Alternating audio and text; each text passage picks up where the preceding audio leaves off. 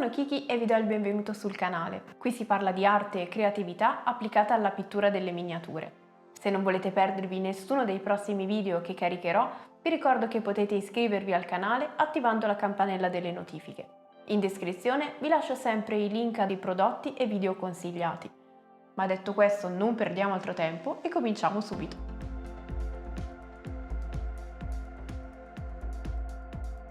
Entrambe le basette che vedremo oggi hanno fatto una piccola comparsa come extra in video sul canale dedicati ad argomenti molto diversi, che vedevano protagoniste le miniature incollate sopra. Trovate entrambi i video, dedicati all'avorio e alle ombre fredde, qui sotto in descrizione nel caso ve li foste persi. Per la prima delle due basette che vedremo oggi partiamo stendendo una base marrone caldo su tutta la superficie. Questo colore rimarrà solo parzialmente visibile tra le fibre del tatami e potremo sostituirlo con molti altri per creare tatami diversi. Cominciamo inserendo delle linee che suddividono i rettangoli del tatami. Qui consiglio di dare un'occhiata a delle reference perché ne esistono di diversi tipi. Per facilitarci possiamo anche fare una prima traccia con la matita da ripassare poi a pennello.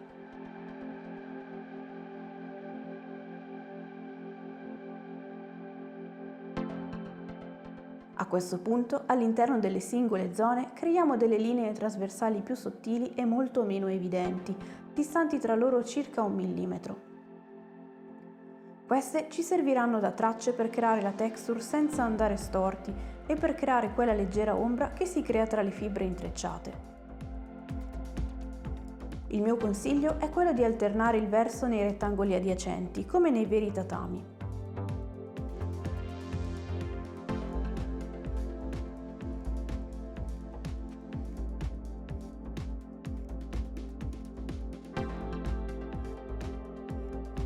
A questo punto prendiamo il colore che abbiamo usato come colore intermedio nel vestito della miniatura e con precisione ed un pennello molto sottile creiamo tantissimi piccoli trattini all'interno delle linee appena segnate.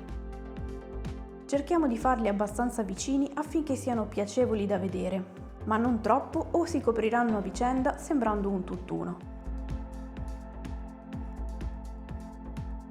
Per evitare di creare linee e punti più larghi, meglio scaricare il grosso del colore sulla wet palette prima di appoggiare il pennello dopo il rabocco.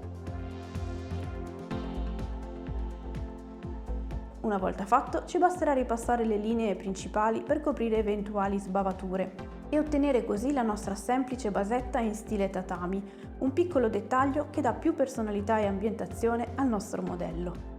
Vediamo quindi la seconda basetta di oggi che vede protagonista il parquet.